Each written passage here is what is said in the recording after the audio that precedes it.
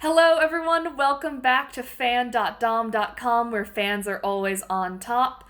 Today, as always, I have a very special guest with me. Very special guest. How about you introduce yourself? Hi, my name is Erin. I use she, her pronouns. I'm a junior at Texas State. I'm on all social medias as Dragon on Deck. I'm gonna be a dog trainer. We love that. So, I know Erin because we are in a fraternity together. We're frat boys. My past, three special guests have been in APO with me. So We're really repping the org here. Yeah, yeah, APO. What are our colors? Blue and yellow? Blue and gold? You're on I'm the treasurer. You I should know this. Yeah, so I know Erin because I pledged Alpha class and you pledged Beta. So you are a Greek class younger than me. I pretended to be your big. That was very fun. Stress. And yeah, I love Erin. She's just a ball of energy and nerd. And last night, actually, Erin hosted a you explain it. What was it? It was a Mamma Mia 2 marathon sing-along wine and wine, meet the littles, goodbye to summer garden party extravaganza. Yeah, so we came over to Erin's place and we watched Mamma Mia and Mamma Mia 2, and it was a whole lot of fun. So, Erin. Yeah. I know you're super excited because you told me what we're talking about, but what are we talking about? We're talking about Marvel's Netflix run of Daredevil. Okay, so Netflix specific Daredevil. All right, so here's what I know about Daredevil and Netflix Daredevil. Not a lot. I watched the Ben Affleck Daredevil movie when it came out onto DVD back in 2006 or whatever. And that was back when Marvel was not doing good with movies. That was also around the same time they did Hulk and the Karma Electra. But the Electra movie, not great. None of them great. What I know about the Netflix series, not a whole lot. I watched the first episode and thought, hey, this is good. I'll watch the rest of it. Never did. I watched all of Jessica Jones, season 1, 2, and 3. I don't really know anything from that. I know that they're connected. Mm-hmm. So is Luke Cage, which I haven't watched yet, but I've heard very good things. And also Fist of Fury or whatever the fuck. Iron Fist, we don't talk about We don't talk about that? Good, because I don't want to talk about that. Yeah, because I don't... We won't talk about it. And then also they're all connected and they are part of the Defenders, which is very Marvel because we got to connect everything together for a whole big story. So, yeah, what else do I know about Daredevil? He's a blind character who is also a lawyer, who is also loves Jesus. You're doing great so far. Metaphors, I'm sure. He's like a bat. He's got sensory shit. I don't know. His power is the devil. I don't know. No, that's a lie. That's a joke. I don't know. I don't know much about the TV show. I know there's a comic relief character who's actually kind of funny and also the mom character, I think. He's the mom. Oh, are you talking about Foggy? Yeah, sure. Yeah, sure. I can see that. He's the one that says all the wise stuff. I forget the name of what people usually call it, the character that's grounded in reality while weird shit is happening around them. Yeah, that's all I know. So, what is Daredevil about? Okay, so Daredevil is about Matt Murdock, who is a blind lawyer who was blinded as a child in a chemical accident, as all superhero stories start. And fun fact, Teenage Mutant Ninja Turtles is actually a spin-off of Daredevil. They supposedly mutated in the same accident that took away Matt Murdock's sight, which is just wild, and I love telling people. But I didn't know that. Well, that's a lie. I did know. You told me last night, but for the podcast, I'm saying, I didn't know that. That's so interesting. And so Matt Murdock was raised in a Catholic orphanage because when he was young, his dad was a boxer and he was supposed to take money to lose a match, and he took the money and won the match. Pride. Mm-hmm. Hubris really was his first mistake. And so Matt Murdock had to stay at the orphanage where he was raised. So we got a lot of Catholic guilt going on in the show, which we can touch on more later. But he now runs a business with his partner, Foggy Nelson, partner-in-law, not like partner. Boo! And throughout the first season, they get like a whole host of characters helping them out. But Matt Murdock's main secret is that he is the superhero Daredevil, which doesn't start off as like something that he purposefully wants to be known. He just sort of puts on black pajamas and starts beating the crap out of people, like vigilante style. And someone's like, yeah, that's a Daredevil right there. And then they start calling him the Devil of Hell's Kitchen because he doesn't go outside of Hell's Kitchen. Mm-hmm. He has manageable goals that he aspires to. He's just micromanaging the crap out of this whole thing. He starts off really bad at it because he did have training, because when he was in the Catholic orphanage, this guy Stick was like, hey, now that you are blind, your other senses work better. And Matt Murdock was like, that sounds not real. And then he honed his powers, and so he kind of has echolocation. He uses smell, he uses hearing, he uses touch. And so he can do a lot of cool things that sighted people can't, but he is also still blind, so there's a lot of cool stuff with like accessibility in the show. Like he's got a little reader that, I don't know how to describe it, but it like changes so that he can read Braille off of his computer, which is really cool. But he starts fighting crime, becomes the Devil of Hell's Kitchen, and he starts fighting the other main character of Daredevil, Kingpin, who is the best villain who has ever existed. He is a big boy. He's he's thick. And that's the main villain that he fights all 3 seasons. Even though Kingpin is not around during the second season, he's still fighting him in the second season. More about secondary characters. So Foggy Nelson is his partner-in-law. But not in love. But not in love. I mean, if you go off of what the fan fiction says, then yes, in love. But the thing about their law firm is that it's really new, and they only take cases where they think that the person is innocent, so they don't take cases for money, which means they're... So what do you mean they're very poor? They're very poor. They're very poor. Yeah. And like in the first episode, they take the case of a woman named Karen Page who is being framed for murder because she found out about some extortion that was happening. And Karen Page becomes like their secretary, office manager, all around, keeps them in line. Yeah, she's the blonde woman from True Blood. Yes. Yeah. I remember that from watching the first episode. And she's really excellent. She's very hardened New Yorker. Forget about it. Yeah. I'm walking here. The true hardened New Yorker... Stereotype. The true hardened New Yorker is a nurse named Claire Temple who finds Matt when he is in his Daredevil costume, when he is almost dead in a dumpster. Yes. And she drags him out and, like, helps him and, like, tends to him and is like, hey, why are you in a weird pajama outfit? And he's like, You doing cosplay? What's this about? Yeah, and the reason she doesn't turn him in is because she works at a hospital, and she starts treating the people that, like, run to the hospital after Daredevil saves them, and so she's like, you're all right, you can stay.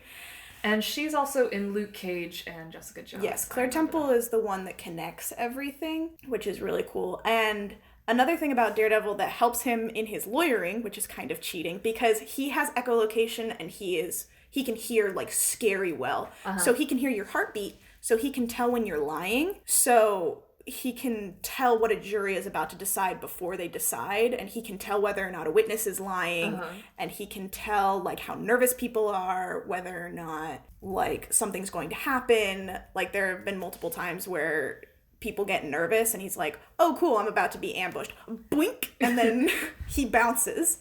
How did you get into it? So I got into it by watching it with my dad, because my dad is a huge comics nerd. My whole family is nerds. I was almost named Erin from Lord of the Rings. It was this close. Why not? Because the Lord of the Rings movies hadn't come out, and my parents were like, we don't want to be that nerdy. But after me, both of my brothers are named after characters from Sequest and Stargate. Wait, what are your brothers' names? Lucas and Daniel. So those are pretty normal, though. They're quote-unquote names because of the Bible, but they're named after Sequest and Stargate. They know. The family knows. The family knows, and now all of your listeners know. But my dad was like, hey, this new one just came out, we should watch it together, and we saw the first episode, and we were like, whoa, this is totally different than anything Marvel has done, because like it was gritty without being overbearing. It was super interesting. It dealt with the concept that just because you punch people doesn't mean the crime problem is going to stop, because Daredevil keeps beating up these people and he's like, why do you work for him? And it's like, because if I don't, they're going, like, I'm being blackmailed. Do you not understand how blackmail works? The first season is basically Daredevil learns how blackmail works, like the It's Always Sunny in Philadelphia title. The gang learns how blackmail works, because he has to learn that you can't punch everything. And so he has to deal with the law side of things and with the Daredevil side of things. And that's where Foggy Nelson really comes in, because about halfway through the first season, and I'm going to get a little bit into spoiler territory here, but Foggy finds out that he's Daredevil. Oh, he doesn't know. He doesn't know, and they've known each other since college. So it would be like if your college friend, who you have known for the better part of a decade, was a vigilante. And that is one of my favorite episodes, just because of another great thing with Daredevil is it's not afraid to show like male vulnerability. Like Matt Murdock cries a lot. Matt Murdock and Foggy have like open, honest conversations about their friendship. They both cry when they get upset because their friendship is falling apart, and they are like honest and open with how they want to resolve that problem. The communication is choice. The great theme of Daredevil is the less Matt Murdock is communicating, the worse things go for him.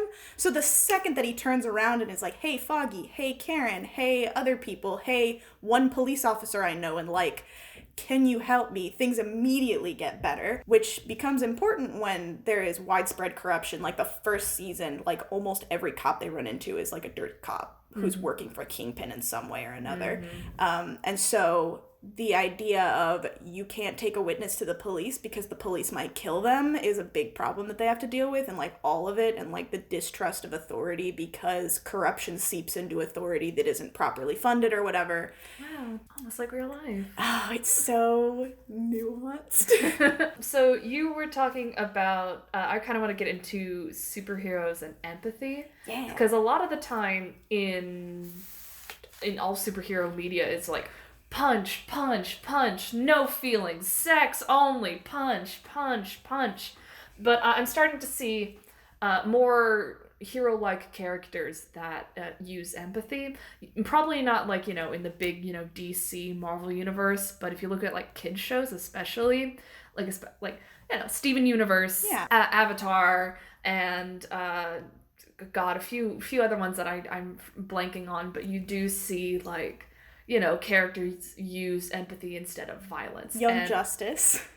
Oh my god, yes! That was actually the last episode I was talking with Chris about, Young Justice. Love Young Justice. So I feel like there are superheroes are more expanding on empathy, which I personally like, because when I play D&D, I have a character whose main motive, besides being a bard and using instrument magic, is empathy and trying to get the bad guys onto their side, and it's worked many times. Thank God they're very high in charisma. But like, what do you think about like superheroes and empathy? Yeah, I think that when superheroes have empathy, it lends so much more depth to their character. Like, for example, Matt Murdock, he is like a practicing Catholic, which not only as a woman of faith, it's a very accurate and like respectful representation of things that people who have faith struggle with a lot. Like, his is compounded even more because he spends all of his time beating the crap out of people, which is not what you're supposed to do, according to the Catholic canon.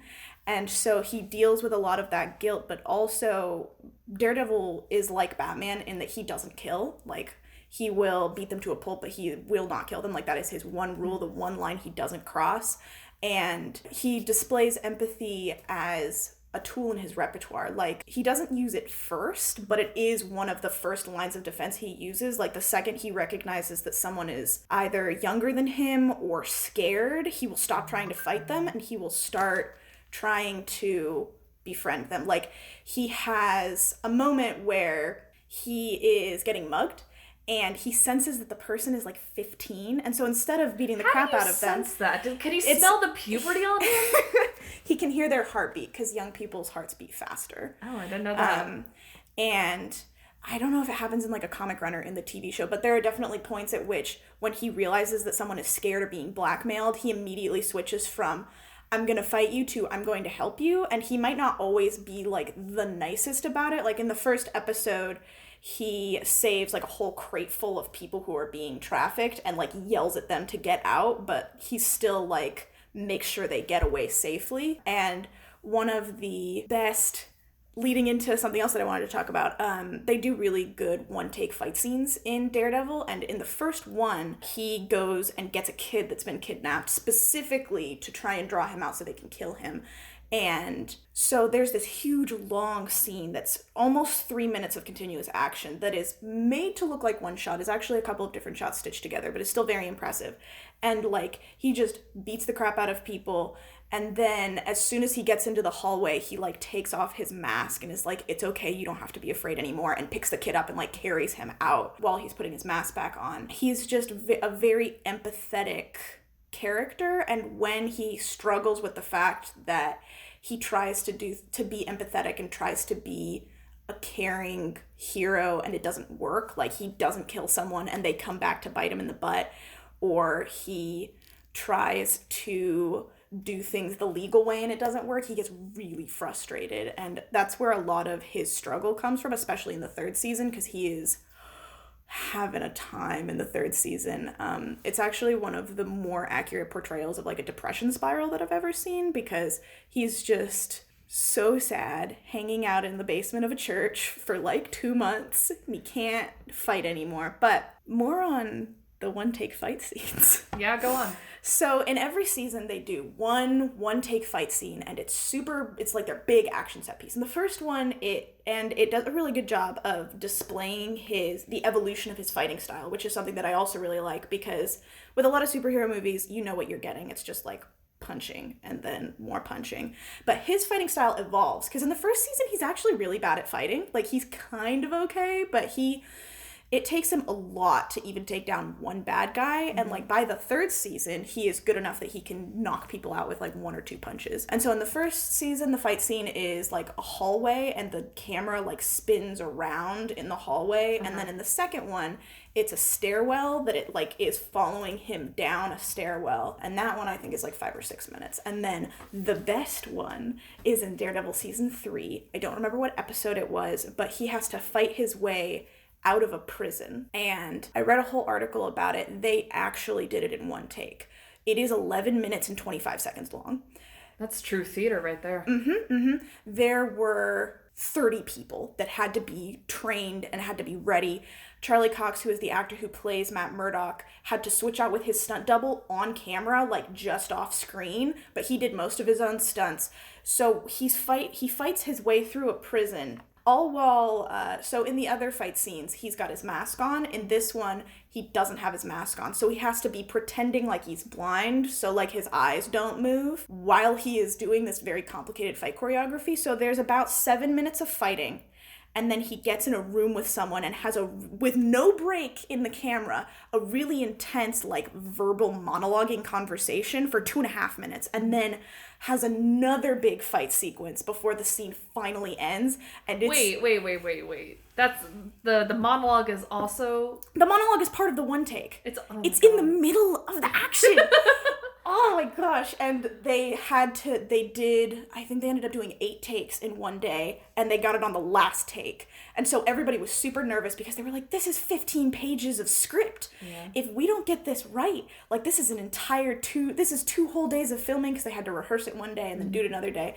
And like, by the end of it, Charlie Cox was like, yeah, no, I super couldn't breathe, because like there's only so many times you can like bite a blood capsule and get fake punched before somebody throws a real punch. And it was a lot, but we got it. Mm-hmm. And it's a testament to the dedication that the Daredevil team puts into everything that they do, and it shows how far Daredevil has come as a fighter, and it's just so good. So we see an evolution in the character, but also in the show style itself. Yeah, so like in the first season, there's a lot of... It's pretty tight and cohesive, but the color palette's is pretty balanced. And then in the second season, the color palette's a little bit darker. It's a little bit less balanced. The second season is probably the weakest season, just because they they stretched themselves out pretty far, because in the second season we get introduced to Elektra, who is Matt Murdock's love interest, kind of, who is also a ninja trained by his old master. It's wild. And we also get introduced to Frank Castle, who is also known as the Punisher, who is the gunman. And that season is fun because there's a whole episode that's just about Matt Murdock's love life. He redefines romance, honestly. Like, they break into a house and then feed each other cheese off of knives. It's great. Oh, how I'm trying to be. How I'm trying to be. Yeah, because he also kind of has a thing with Karen, and then he forgets to communicate, and Karen's like, hey, if you're gonna be here, you need to be here and, like, actually show up for work and be here for your friends and communicate when you're having a bad time. And Matt Murdock's like, tell people when I'm having a bad time? I'd rather suffer in silence. That's very, like, is a lot of angst and moodiness. A lot of angst and moodiness, but not so much that it, like, stops him from doing what needs to be done. I mean, a little bit in the second season. But every time he reaches out, it is rewarded in the narrative. So, like, every time he reaches out to someone, it is rewarded. So when he communicates, everything works out pretty chill. But when he doesn't, it goes badly. And the tightest season is probably the third season. It's my favorite. It's an adaptation of a specific run in the comics that I don't know the name of because I'm a fake fan and haven't read the comics, but it's a really large-scale tale of corruption that is very tightly woven with at least one oh shit moment every episode. Like, at one point, somebody wears the Daredevil costume and kills a bunch of people, and then frames Matt Murdock for being Daredevil. So someone pretends to be Daredevil to kill people, and then they're like, Matt Murdock is Daredevil. And it's like, yes, but actually no.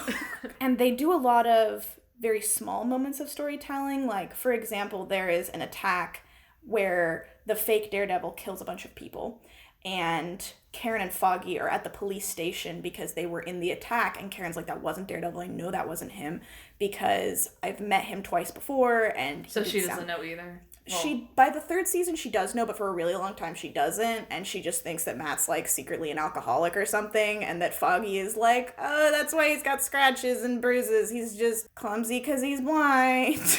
And there's all the cell phones of the people who are dead in, like, plastic bags on the table, and they all start going off at once when, like, there's a news bulletin on the TV behind them, and then 20 seconds later, like, every single phone starts going off of, like, are you okay, are you safe? And they, like, zoom in on it a little bit, but they don't focus on it very much. They use it as environmental storytelling to focus it back on Karen and Foggy, and it's just tiny moments like that, or, like, remembering a line from a season ago and putting it into the environmental storytelling of a scene. Or, I mean, they explained why in Matt Murdock's apartment there's always, like, different kinds of neon lighting, and they explained it in the first episode because he has a really nice apartment because it's got a massive billboard facing it that is an LED billboard, so it can be whatever color they want. So you kind of touched on a bit of the visual storytelling, and I feel like usually when a piece of media focuses on, like, a blind character, they have, like, a lot of, like, story elements, visual story elements, or they'll like put you in the shoes of the blind person, or sometimes they'll be just like throw a bunch of, like, symbolism at the screen and be like, look at all this stuff that this character can't see but the audience can. Is there any of that? No, I would say that they're pretty respectful with how they portray Matt being blind. They do a couple of really over-the-top symbolic stuff, especially in his part in Defenders. So the Defenders is where all 4 of the Netflix shows got together for, like, a little 6-episode run. It was fine. And that's Luke Cage, Jessica Jones, Iron Fist, we don't talk about him, and Daredevil. Yes. Like, when he was getting his stuff, his braille printed off for a court case, it was on red paper because he's Daredevil. But other than that, the sound design on the show is actually really interesting because if he can't hear something, we can't hear something, and if he can hear something, they usually make a really big point of it. Like, when he can hear somebody's heartbeat, it fades out all the other sound and just focuses on that. And, like, at one point in the second season, he runs into ninjas who can control their heartbeat. And so for a second, we're hearing what he's hearing, and he doesn't see the ninjas coming. And so they come out of nowhere, and he doesn't know what's going on until Elektra, who's with him, is like, listen to their swords. And so he starts listening, and then it cuts to their swords, but also we can hear the sound that their swords are making as they're clanking. And so then we start being able to hear the full, like, stereoscopic sound again. And in the first episode of the third season, so spoilers for the end of Defenders, but I don't really care about Defenders, so... Fuck it, why not? Daredevil is in a very bad place. Basically, he just, like, almost died, so he got a whole building fell on him. So he's having a really bad time. Everybody thought he was dead. He's not surprised. I mean, you can infer that from the fact that there's a whole third season. And he gets taken care of in the church where he grew up. And he spends most of the first episode feeling real bad for himself because he can't, like, his ears and his nose are all blocked up, so he can't, like, do the Daredevil thing anymore. Like, normally... when he has his full range of senses, he can walk unassisted, and he can hear other people's heartbeats, and he can hear way more than we can, but he can't hear very well. He doesn't know where he's going. He needs to be, like, led around. And so we hear that, and the second that he clears his nose and his ears clear up, we can hear it, and it's like a snap, and he can start hearing it again. And the sound design for that whole episode is really cool. And also the third season deals a lot with, which is really cool, they talk a lot about the story of Job, which is how you know that a person of faith is having a really bad time if they start talking about the book of Job, which is just about, like, one of God's servants who just got everything taken away from him for seemingly no reason.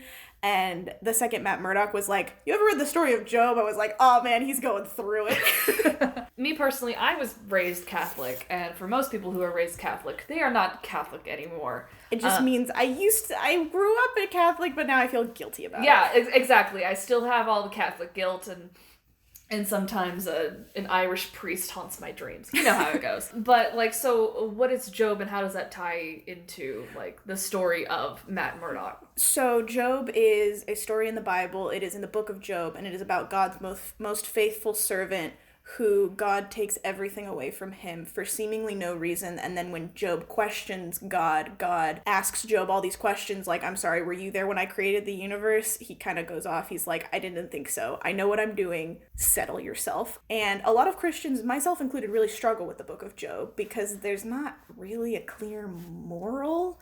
And so Matt Murdock in the third season has had everything taken away from him. A character he really cares about has died. He knows that Kingpin is back, even though he spent all of his effort to try and get Kingpin in jail, and now he is realizing that anything short of killing Kingpin is not going to solve the problem. And even if he does kill Kingpin, it's going to leave a power vacuum in the underworld and create even more chaos, and there's going to be a rise in crime. And so it feels super hopeless, and he starts talking to Sister Maggie, who is another pretty important character in the Daredevil canon, about the book of Job and how he feels like God's perfect servant who has had everything taken away from him. And in a very, like, kind of gentle and kind way throughout the series, Sister Maggie, in her, like, I'm going to take care of you and I'm going to be grumpy about it, sort of gently reminds Matt Murdock, like, why people believe in God, which I found very heartening, because at the beginning I was like, are they just going to do a kind of, like, God is dead thing? Because I don't really vibe with storylines like that, but it was, like, in a very kind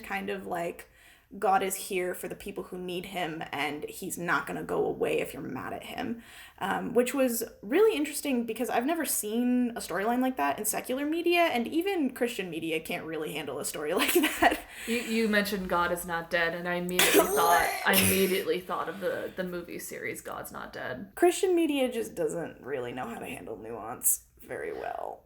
Just in general. You know, like I said, I'm Catholic. There's nothing subtle about Catholicism.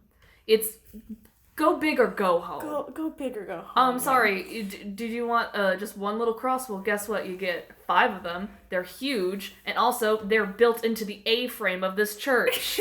Candles everywhere. And that, I guess that also brings me to, like, you know, the aesthetic of Catholicism. And what I remember from the Daredevil movie with Ben Affleck, very heavy-handed with all the aesthetic of Catholicism. So what about in the series itself? What's the aesthetic like? I would say Daredevil, the series, very much enjoys the aesthetic of Catholicism and uses it a lot, but is not, like, doesn't, like, smack you over the head with a wooden cross or anything. Like, it more uses the building of the cathedral itself to represent faith. It's interesting because in the third season, we're introduced to a character called Ray Nadeem, who is an FBI agent whom I love. And he's a Muslim, and they treat it very respectfully. It's like a very offhand thing, like, oh, hey, I got you a vegetarian wrap, here you go. Or like, and in treating him as normal, it's like A, really good representation, and B, it gets to bring in the idea of like Catholicism is not the only kind of faith that gets people through things. Like the Catholic Church during the third season, I mean, it's not a huge thing that it's touched on, but it does. The mosque that's down the street from the cathedral has like a water main break, so they worship in there. So instead of hearing hymns or chants or whatever, when Matt Murdock is recovering the first episode, he's listening to Arabic hymns, which is very good and interfaith, and we like that. But the third season is just so good. Mm-hmm. So kind of bringing it back to being blind and visually impaired, usually nowadays we see like people who are brought on to movies and sets as like consultants, like for people, you know, like cultural consultants or disability consultants. Do you know if Netflix does that with visually impaired or blind consultants? I think I remember reading something about like there being at least one, but I would say that it is clear just from like how they represent the way that a blind person or like a seeing impaired person goes about their day that they are consulting people, because like I don't think there's a way they could get those details right otherwise. And it's really interesting because after watching the show, I am like more aware of when things are like handicap accessible, just because like Daredevil deals with stuff like that, and like seeing him use all of the accessible things that are like on buildings that we don't think about that he needs. Like he's a superhero who can tell if you're lying from 20 feet away, but like he can't read newspapers without them being in Braille. And so it makes me notice my surroundings more often and sort of be more aware of when things aren't like ADA compliant, which is Accessible Disabilities Act. I know a lot about that because of my position as an RA. And so what are some of like the things that they discuss or they show in the in Daredevil, the series? Yeah, so Daredevil, while he doesn't need to use a cane, he does use a cane just because it's implied that it's hard for him to focus on his surroundings when he is like walking, so he uses a cane when he's not fighting crime. And then the big joke is like every time he needs to go fight crime, he tosses his cane into a random dumpster and he's got like 20 more in his closet. But it's little things like he takes Foggy's arm a lot when they're walking, and Foggy will say something like, oh, let's cross, as like a verbal thing.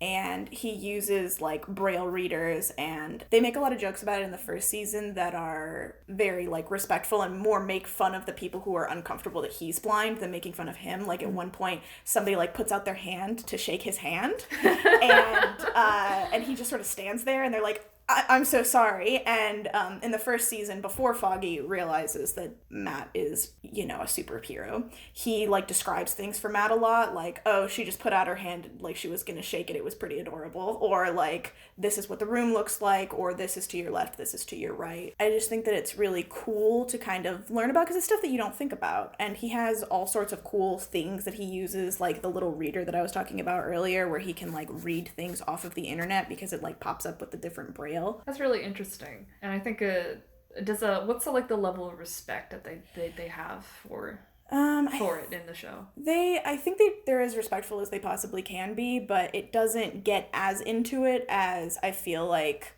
they could, just because Matt Murdock is not like the average seeing impaired person, because he can operate almost like someone who can see, because like he can sense when things are around him, he can tell who's in the room, he can kind of tell where objects are, he like needs to step around a room to like listen to how it echoes off of stuff first, and he can punch people real good. And like they deal with it less as the seasons go on, just because he acts as Matt Murdock less and less and is Daredevil more and more. But there are definitely times when basically exclusively deal with it in the first season, and then in the second season, there are like little shout outs, and in Defenders, in the most attractive scene that Matt Murdock is in, he is in a court case, and he has, like, an assistant ready who is, like, handing him different braille, and, like, as he's reading the braille with his hand, he's, like, saying it, which is really cool. But he just completely tears someone down and, like, wins a court case for, like, millions of dollars, and it's really hot anyway. So, I might be remembering this wrong, but I'm going to keep going back to the Daredevil movie, because that's what I slightly know. If you must. I think it's implied in the Daredevil movie, or they say it, like, the radioactive waste that got into his eyes that blind him also gave him, like, the powers itself, instead of being like, this is a blind person who uses their other senses.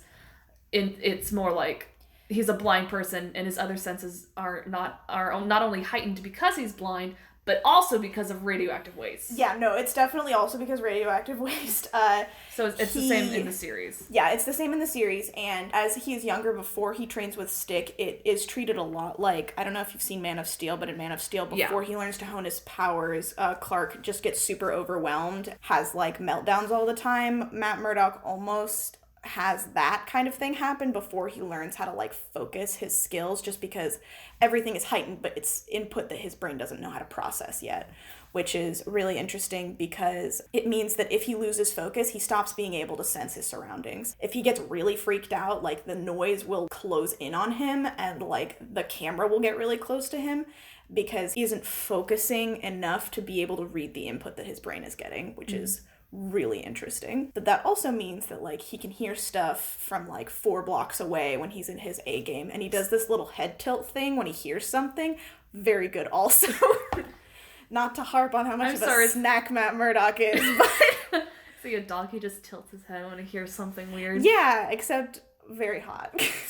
He's usually got, like, his mask thing on. Well, I guess since we got into that, you were kind of very excited to talk about this because of the hotness level of the characters, so why don't you get into that? So, Matt Murdock is a very fine gentleman. Very good. He does a lot of things that are hot, but he is also just a very attractive actor. So he wears suits a lot when he's doing lawyering. He speaks fluent Spanish, just out of nowhere, and it's like, wow, he's bilingual too. He speaks in a way that he respects women.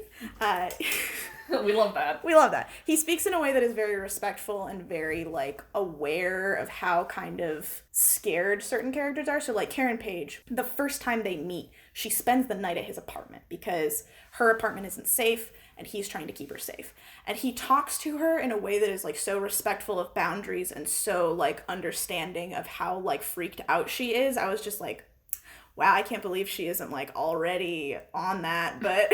Spoilers, but is she anywhere on that? Does she get on that?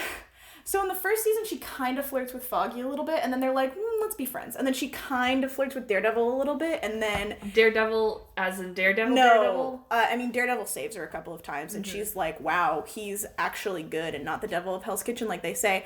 But she kind of flirts with Matt Murdock, and then through him being like, oh, actually, I'm really bad at communication. Also, my ex from college, who's like this crazy ninja, is back, so I kind of gotta get with that right now. Don't you hate when that happens? Don't you just hate when that happens? Reminds me of my ex. It's really funny. There's a part at which Matt Murdock finally communicates and is rewarded in the narrative where he's like, hey, Elektra's back. And Foggy is like, shit, your ex from college? And he's like, yeah, she's this crazy ninja. And Foggy's like, what? Okay. I mean... This might as well be happening. This might as well happen. Just in the way that he interacts with the people that he is romantically interested in, he does, like, he declares his intentions or he declares what he's going to do before he does them, which might be a reaction of, like, people always saying what they're doing because he's blind, but also, like, he tells Karen before he kisses her and he'll give some sort of signal before he's going to make a move and is, like, very willing to, like, back up when people are not comfortable, which is, we love a man who respects boundaries, who respects a woman, drinks his respecting women juice. Yeah, we love that. That's good. Yeah. So I kind of want to get into, this is a Netflix original series. Mm-hmm. And, it's Marvel. And Marvel is owned by Disney, the mouse. And so Marvel, is very expansive. They have 1,000,001 movies and different projects all connected together in the universes that they build. And Yada, yada, yada. So how does Daredevil connect into the MCU, if at all?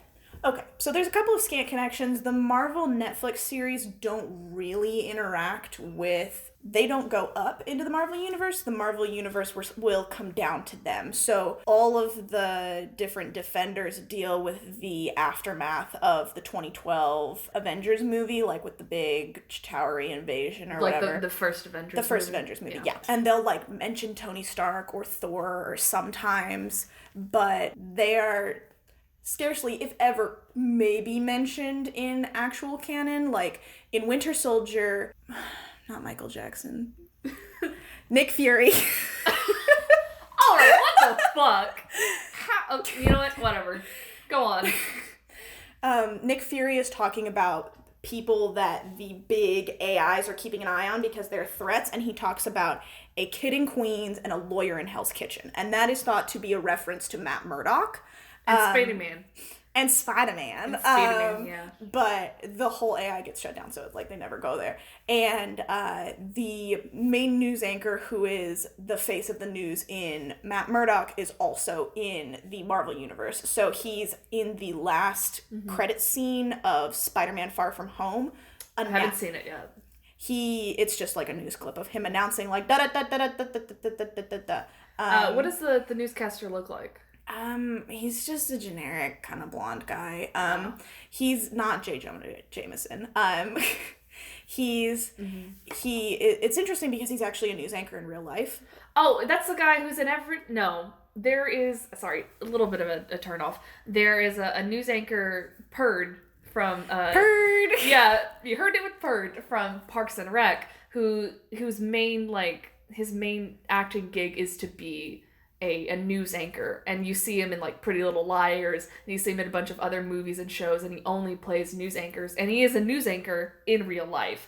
So when you said that, I thought it'd be really funny if it was that actor. Yeah, no, he's just like some guy who's also a news anchor. I could look it up, but he doesn't show up that often. But another thing that's really interesting about Daredevil is it's not afraid to show the aftermath of things happening. For example, at one point, a building collapses, and a bunch of other buildings also collapse because they got set on fire because they were owned by the mob. And most of that episode takes place in a hospital because Foggy got hurt and Karen is staying there with him, and Claire is also talking to them because they all kind of know each other because they're like, we've got a mutual friend.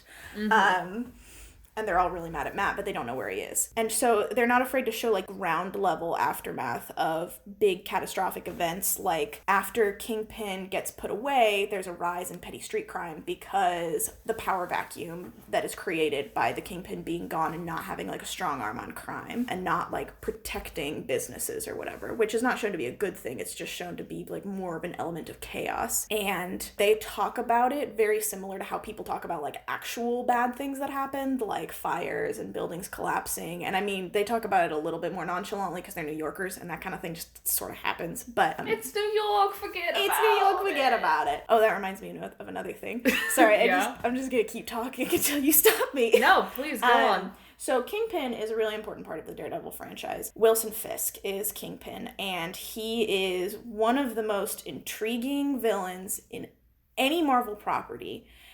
Better than Loki. I said it, and I'm not ashamed. Wow, I can't believe you're gonna make my three listeners very angry. He is played as almost like on the autism spectrum in terms of like how he interacts, like in the way that he talks, but it's not ever like a detriment or anything. It's just like the way that the actor has chosen to play the character, which is really interesting because he gets a love interest in the first season. It's just really interesting to watch him like talk to Daredevil because he is always like 5 steps ahead.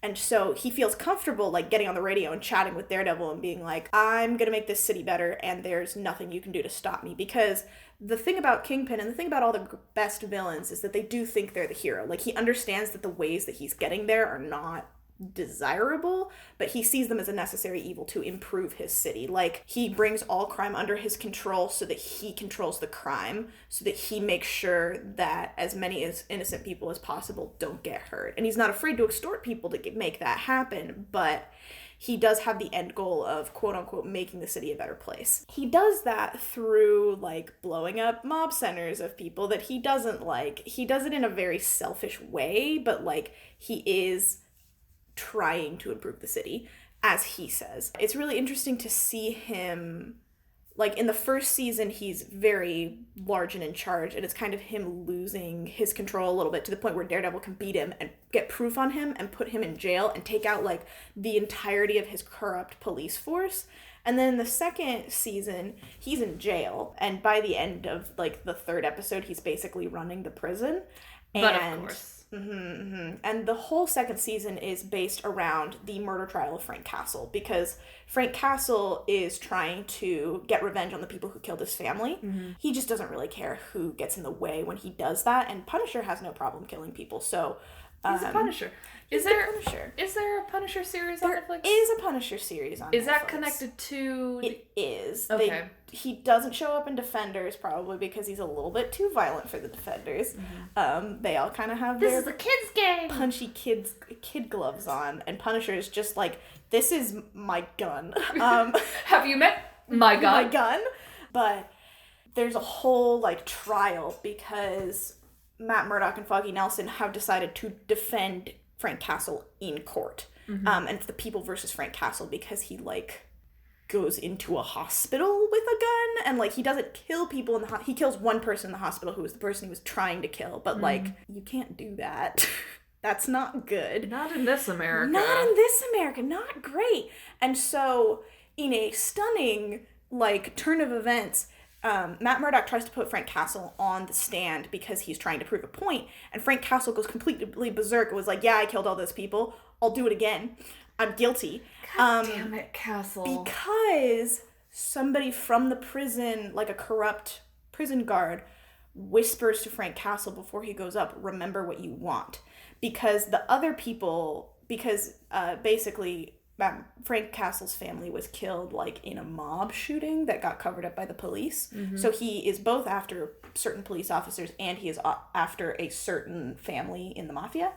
And so he says, remember what you want. So Frank Castle goes completely berserk, and they have, like, a hearing, and they send him to prison, and he gets sent to Kingpin's prison, and Kingpin is like, hi, nice to meet you, I'm the reason you're here. And Frank Castle is like, awesome, where are the people that I came here for? And Kingpin's like, yeah, all right. And then locks him in a wing, like an entire wing of prisoners, like 13 people who all had a hand in his family's death. And in probably the most violent scene in Daredevil, he just kills all of them because he's Frank Castle and he's a very violent boy. And Kingpin controls all of this because he wanted all of those people dead. He just didn't want to do it himself. So he let Frank Castle do it so that Frank Castle would like him, so that he could try and curry favor when Frank Castle got out of prison. And he's also, like, 5 steps ahead in the third season because now we get to talk about one of my favorite characters. So, go on. There is an FBI agent, and his name is Ben Poindexter, and Dex for short. Is he a big nerd? Is he a big fucking nerd? Poindexter? Does he get bullied? No, he's do not. Do people steal his milk money? Fucking Poindexter? Have a pocket protector, wear glasses? He's an FBI agent. Fucking nerd. The thing about him is he is this run's reincarnation of the character Bullseye. So, Bullseye in the comics. I do remember Bullseye from the movie. No, don't talk to me about Bullseye from the movie. So, and he's got a big old bullseye right on his head. Get it? 'Cause Bullseye. Let me reinvent Bullseye for you. So, Ben Poindexter is an FBI agent who lives by a very strict schedule. He wakes up, he has coffee, he cleans his coffee cup, he puts it on the coffee rack, he straightens his painting, his, like, portrait. Everything in his apartment is, like, white, very, like, minimalist. He goes to his highly structured job, and he does all of his work, and he does it as well as he can.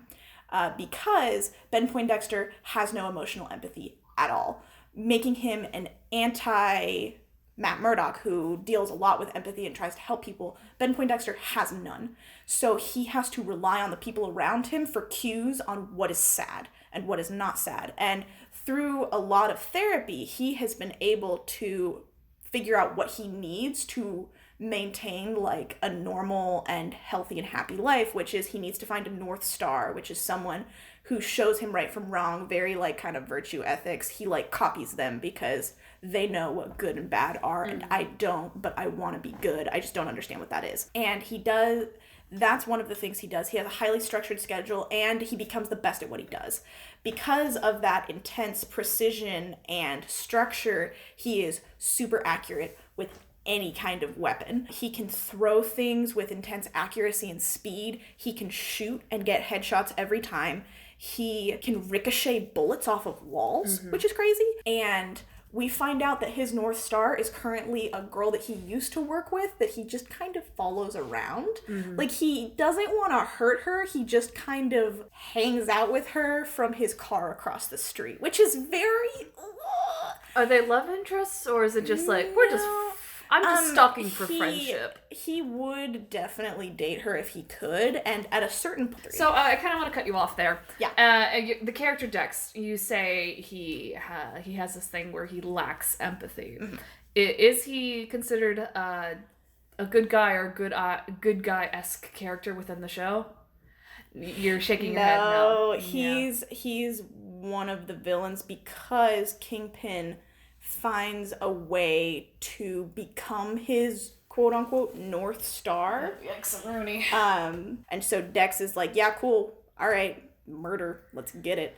Yeah, which kind of sucks, because, you know, in most media, when you see a character that lacks empathy, they're known, they're labeled as, like, a psychopath or a sociopath, and then they're known as, like, the villain. This is a bad person. If you lack empathy, you're bad. Yeah, and but then there are people in real life who do have, disorders that make them lack empathy, and they're fine, but then they're portrayed as villains. The super sad thing is, like, while Dex does very bad things and like acts as a villain in the show, he is a very sympathetic character because like there's information that is being kept from Dex where if he found out, he wouldn't be a bad guy anymore. He would immediately switch sides because he picks his North Star based on the information that he has already. And so you just know that if he got the right information, he would turn around and he would become a good guy again. So this is a little bit of like me writing the next season in my mind. What if like he teams up with Matt Murdock? Yeah, I'm not gonna say that doesn't happen in the third season, but it is very much he will team up with whoever is beneficial to him and what he wants, because he needs to have like so much structure that going outside of that is not good for him, which is how he kind of becomes a villain in the season, because he starts straying from his like structure because he gets put on suspended leave for being an FBI agent, so he doesn't have like a daily structure anymore, and that sort of starts deteriorating his mental health and like what he's focusing on. And so you feel really bad for him the whole time, even as he's like doing big murder, because he's tried his whole life super hard to like operate, and he had it and he got it. And he was fine until Kingpin showed up and knew exactly which strings to pull. And so in that way, he's exactly like any other person that Kingpin is manipulating, in that it could happen to anyone. And it does happen to anyone. Like, there are people who are like good people who you don't expect, who I'm not going to name because I'm going to try and not do spoilers anymore. You're good, go on. Yeah, who like get flipped not because they want to do bad things, not because they're bad people, but because Kingpin has something on them. Like, whether or not that's, your kids or your family or anybody that you've ever cared about. And so that's why Matt Murdock at the beginning of season 3 is like, I can't have connections. I'm not going to talk to anybody. I'm going to go super Batman and not care about anybody. Because... Yawn, seen it, hate it. Yeah, but... the show through the season shows that is not how you fight, and that is not how you win, and that connections are not the thing that make you weak. Your connections and your friendships and connections are the thing that make you strong. Yeah, so building off of that, what is like the arcing theme for the whole series or from like season to season? So the tagline of Daredevil is the man without fear. And I think that the overarching theme is that communication is important and that working alone is not how you solve problems. Because anytime Daredevil tries to go it alone, which is fairly often because he's like, I don't want to hurt anyone, I don't want to put anyone in harm's way, he ends up getting his ass handed to him. And so he needs help and he needs team ups, and he doesn't like teaming up, but every time he does, he's rewarded in the narrative. And every time he opens up to other people, he's rewarded in the narrative. And every time he communicates. And so I think that the thesis of the show is just like, you can't save the world all by yourself in a very literal sense, because corruption is not fought by one person. Corruption is fought by like a bunch of different people doing a bunch of different things and like all working together. So like all of his end of season plans involve like a bunch, like, because Kingpin is as connected and complicated as he is, Daredevil has to be as connected and complicated as him to take him down each time. So the thesis is the power of friendship. We love that.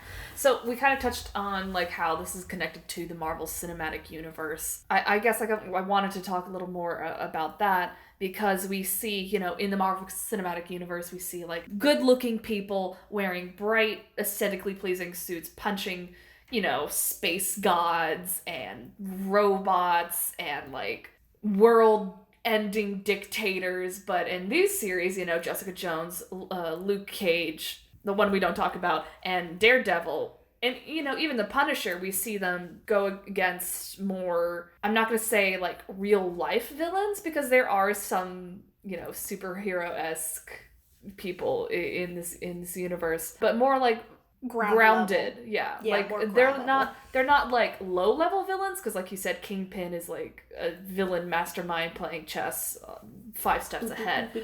But like how does that compare to like the villains that we've seen in the Marvel Cinematic Universe, and how does it tie into the story of corruption and, you know, being there for other people? So how do the villains, what do the villains do for the story? Amazing. So the villains are more ground level, I think, because the shows have longer to deal with like more nuanced corruption, and B, because I don't think that the bigger heroes would be able to solve the street level problems, because it requires a knowledge of the community and a system already in place within the community. Like we see that in Luke Cage and we see that in Daredevil, that like their knowledge and their connection to their communities is what eventually, like, what gives them the leg up. Because it's like the whole thing, like, Superman can't fight white collar crime because that's not something you can punch.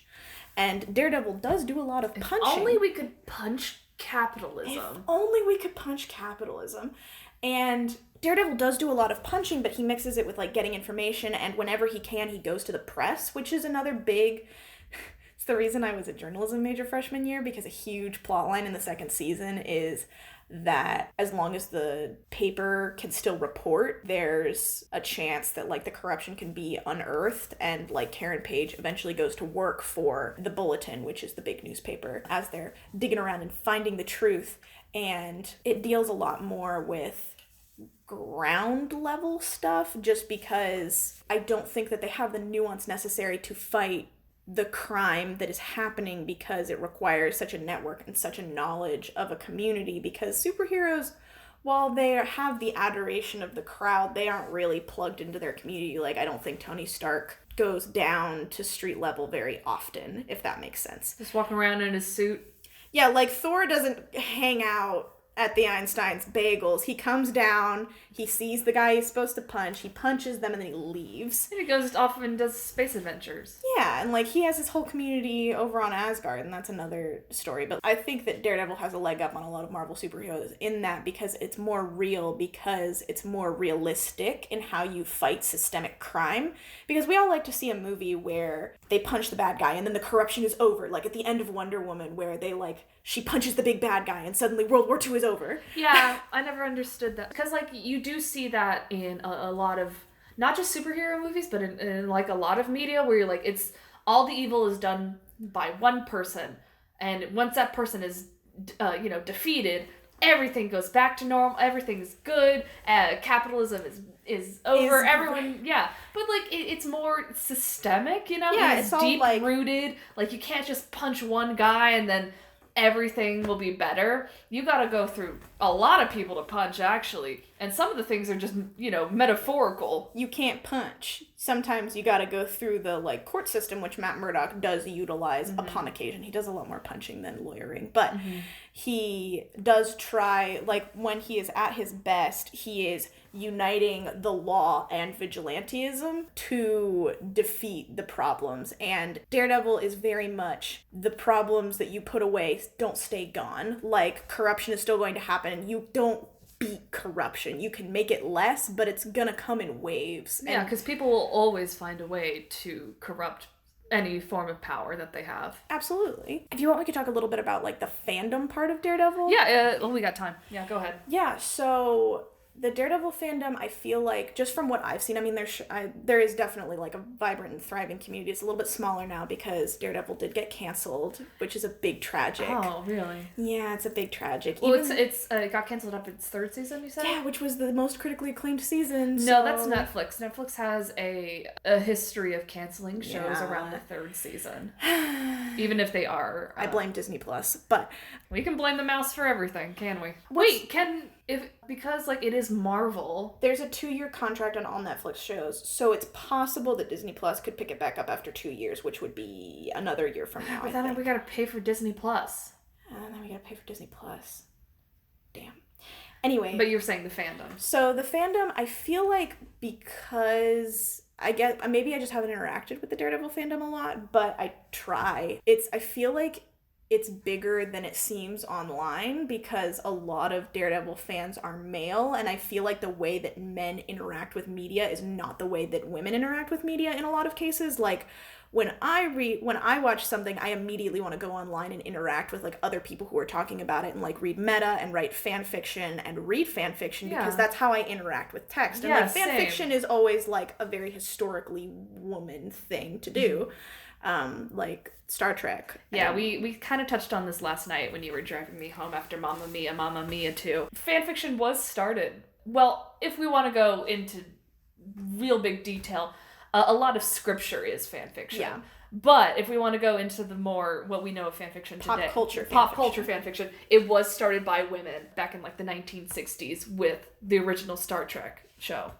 And they would send out like basically they would have like their own newsletter for fandom to write these fan fictions. A lot of it slash fan fiction is how would you describe slash fan fiction? Slash fan fiction, I think now just is more generally it's same sex. That's what I think of when I see something that says slash on it, because it means the little asterisk in between the name, which was almost always like gay or lesbian pairings because we didn't see a lot of representation in the media, and I feel like so back then with Star Trek, a lot of the slash fic was Spock and Kirk, because which obvious. Also real good. Well, chef kiss. We love that. Obviously. But yeah, so and I notice that too, like when I go onto Tumblr or when I go onto AO3, I'm mostly seeing a lot of female and female identifying people or queer women, doing the writing, doing the drawing, but not to say that there aren't men or other people that do this as well.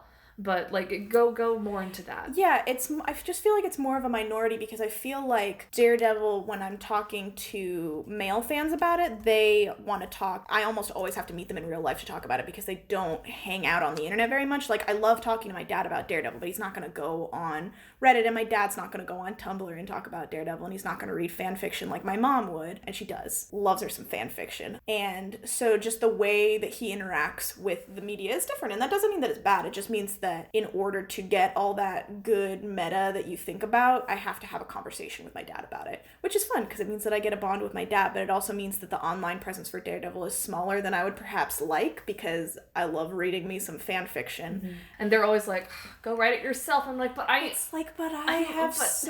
don't wanna. I want it to already be written exactly the way I want it. So I can read it. Yeah, I have the same problem. The Daredevil fandom, it's interesting because I feel like when fandoms first start out, the age of the demographic is going to have a lot of sway in how the quality of the writing for a really long time, because it's just like more experienced writers are going to write better than novices. So like if you have a bunch of 12 to 14-year-olds in a fandom, they're going to write worse than a bunch of like 20-somethings, which is just generally how it is. It's not a judgment statement. Like when I first got into Avengers back in 2012, it was a very new fandom, and there were a lot of really young fans, myself included. So I remember those days. We love fanfiction.net. It's all AO3 for me, baby. But now Daredevil fans, I feel like, are a lot older just because of the subject matter and because they've aged up with the Marvel fandom, and so a lot of, and I've definitely jumped to AO3. Just their tagging system is so much better. Yeah. I can get exactly what I'm looking for. Yeah, so it's a lot higher quality. There's just less of it. Something I've also noticed is more on like a corporate level when it comes to fandom. Like my last episode, me and my guest Chris Brown, yes, that's his legal name, talked about Young Justice, and when I first watched it, I was very into it. I watched season 1 and 2. It was canceled, and I remember it was canceled. I remember reading online somewhere that it was canceled because young girls were watching it. Yeah.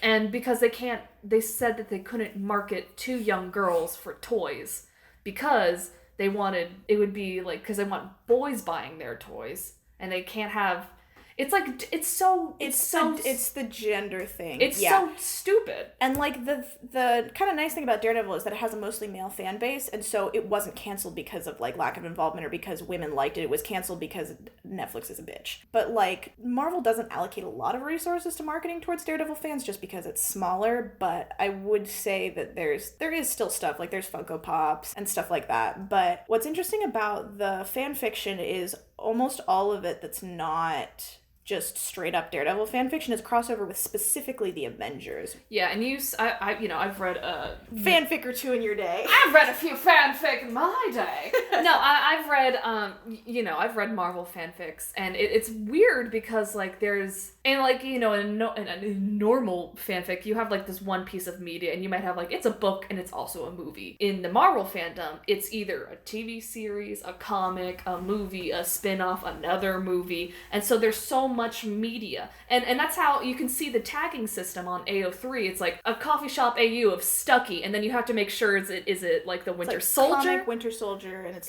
very specific. Yeah, is it Winter Soldier, or is it one of the different comic books, or is it post Avengers Endgame? Like you have to like know the context of the series itself and which universe you're in to know which characters and different not the different characters, but the different type of characters, like this universe's character. Yeah. What's interesting about Daredevil is it specifically crosses over with what I'm going to call Golden Age Avengers, which is after the first movie, but before Winter Soldier, where they were all, quote unquote, living in Avengers Tower and like fighting crime together. Oh my God.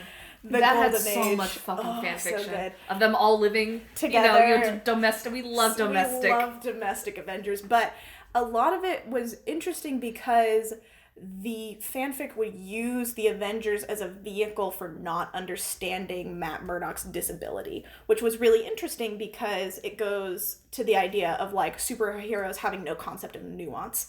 And so it would be a fic where like Matt Murdock can't read, and there's like a sensitive piece of information that he needs to like read out to the group, and they're just like, do you just not know how to follow instructions? Like, and he's like, first of all, so it's like, is it Matt Murdock, or is it's always Daredevil? Because switching, that's confusing. Or it's them finding out that he's Matt Murdock and finding out that he's blind and be like, whoa, I don't know if I can be on his team. So I guess I have another question that's kind of off topic. Sure. So I touched on like back when we were talking about empathy, I talked about for like half a second Avatar, and they have a blind character, Toph, and I really like what they do with Toph because she is a woman with a disability. She's a little girl with a disability, but all of the jokes that surround her are not about like they're puns, basically. Yeah, and she makes them, and I don't know if, well, I can see, so I don't know, to like someone with a vision disability or someone who is blind,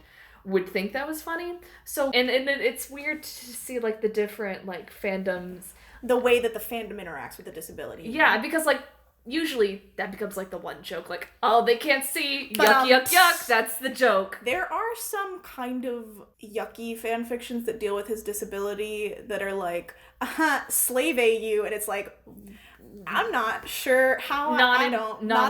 Never. Not about that. Not in any context. Not about that. Not in not any about fandom. That. Thank you. More than one, which was interesting. And I'm like, this is a pattern that I am not about.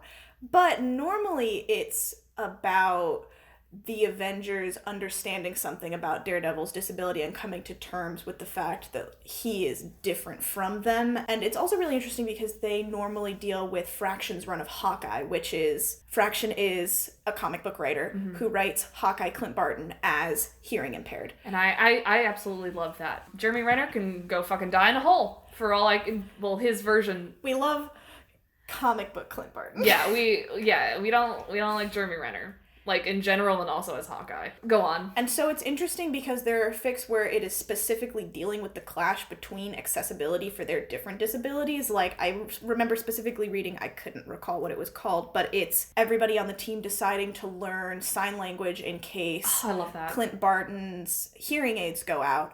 And Daredevil is teaming up with them. And so they're like, hey, if you could learn just a couple of words in sign language. And they're trying to teach him, but, like, he's blind. And so he can kind of do it because he's listening really hard and he can kind of hear what their hands are doing.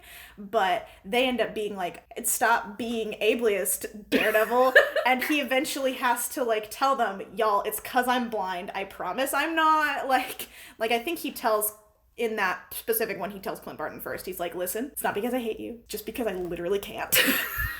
But it's a lot of the Avengers learning to respect Daredevil and his territory and his boundaries, which is really interesting. There's also a lot of Matt Murdock x Foggy Nelson, which is very good, which I think stems a lot from they're two of the main characters. Yeah, if they're like the two main dudes, and also they show any kindness to each other. Yeah, and B... Or if they hate each other, or if they look at each other, or if they're not in the same room at all at any point. Yeah. As long as it's two dudes. And they were dorm mates. Oh my god, they were dorm mates! Dorm mates in college. And, like, the really cute thing that they do with that a lot is that Matt Murdock always knows because he can hear Foggy's heartbeat, so he can just tell that Foggy has a huge crush on him. That's cute. As soon as kinda cute, yeah, it's though. really cute. And so Matt Murdock finally makes his move, and Foggy's like, how long have you known that I liked you? And Daredevil was like, you know that I can hear your heartbeat, right? And Foggy was like, this whole time. Oh, we love some year-long we pining. love that mutual pining. But back to, like, it's just, I think that the fandom is encouraged to write very, like, open and fics where people are just talking because they're working out their issues that they haven't yet necessarily worked out in canon, because Daredevil set such a good precedent of, like, people talking to each other and communicating and, like, the narrative rewarding them. Like, I keep going back to that one episode in season 1 where Foggy and Matt get in a huge fight and they're both crying, which is something that when I was watching it, I had never seen that on a TV show before, because not only do men not usually cry in TV shows or movies, they don't cry because they're sad that they're fighting with their friend, which is a very, like, human and vulnerable thing that I was like, wow, it humanizes the characters. It shows you how much they care about each other. It makes you understand their relationship better. And it's just very good. Mm-hmm. And so obviously the fanfic went wild. Yeah. I do love that. I do love when characters like have empathy towards each other and like genuinely care about each other. Yeah, and it's interesting to see how the source material affects how the fanfic is written, because a lot of people in the fandom, I feel like in a lot of fandoms, try to emulate the style of whatever media they're watching. And so with Daredevil, the way they do that is with like gritty nuance and like a lot of corruption, but also with dumb, cheesy jokes. Like, I think one of my favorite fics I've ever read was a Soulmate AU, where like their name is written on their arm, and the name written on Foggy Nelson's arm is Devil.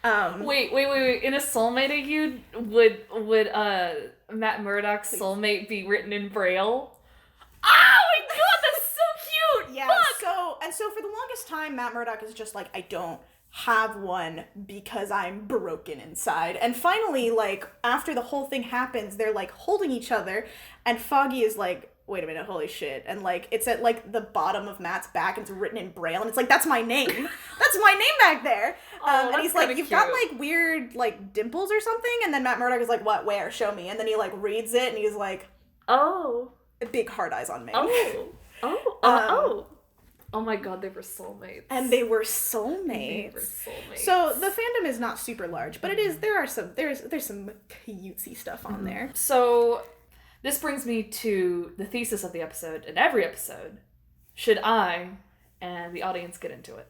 Yes, absolutely, 100%. It doesn't matter that it's canceled. Everything that is there is already what you need to have like a perfect viewing experience. Like when people haven't seen Daredevil, I get excited because I get to show it to them. Like the amount of nuance and storytelling, the attractiveness of all of the characters, the crime fighting, how it evolves over time, the fact that they take the time to do really cool things like one-shot action sequences, the interaction of like the larger world with Matt Murdock, even if he doesn't get to interact with the larger world around him.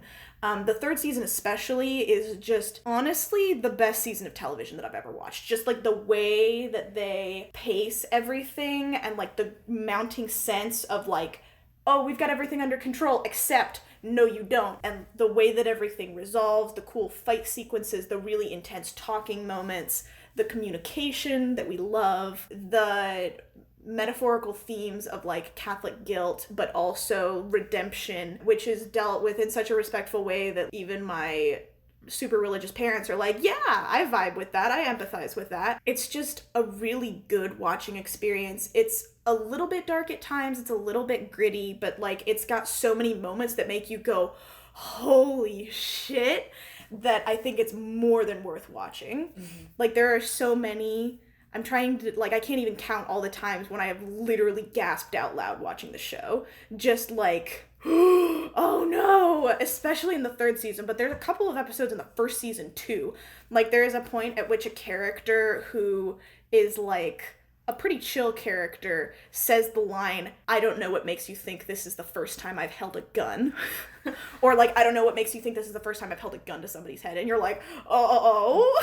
Damn, the power of that sentence. The power that has. And it's a woman too, so it's very like, wow, we love power. I'm attractive. Okay, cool. Now, is there any, like, part of the fandom you want to shout out? Any fanfiction writers, any artists, anything like that? I'm so bad at remembering names. There's one fanfic that I really like that I remember the name of, and it's called None Half as Blind, I think, or None Quite So Blind, and it's, I think it's an Avengers crossover, but it's really good. But just, all you gotta do is go to AO3 and filter by comments, and then it'll give you all of the ones that I read. And it'll show all of my comments on them, all of my, like, anonymous throwaway email comments that are just like, this is so good, and I read this when I'm sad. So, do you want to shout out anything that you're working on, or anything that you're a part of, or maybe in any of your social medias? Again, I'm dragging on deck on most things. Also on AO3? Oh, I'm not on AO3. I'm like a guest all the time. Why don't you have one? Because all of my old fan fiction is on paper. Yeah, so... in a notebook in the closet behind you. Yeah, so some of my old fanfiction is on paper and lost to time. I don't know, I just never... I like, never went for it. You know, even if you don't write fanfiction on the site itself, it's good to have like an account so I can remember which fics I've read. Yeah, because it has like bookmarks, and so you can like bookmark a fic that you're reading. You can also leave kudos. And if you already left kudos as a guest, you can go again. Wow, I can't believe you convinced me. Maybe I'll be dragging on deck on AO3 as well. Okay, well... check that one out. Well, I'll make sure that my listeners, all three of them, hear about that as well. Absolutely. Anything else you want to shout out? Come see Texas State Productions. They're really good. And do you have any last words of wisdom? Communication is really important. Talk to your friends, care about them, be intentionally communicative with them, and you will be narratively rewarded by God. Wow. Okay. Well, thank you so much for being on the show. Thank you so much for having me. Yeah, I was excited to have you because you're very passionate about Daredevil. Loved her so much. All right, guys. Thank you so much for listening. See you later.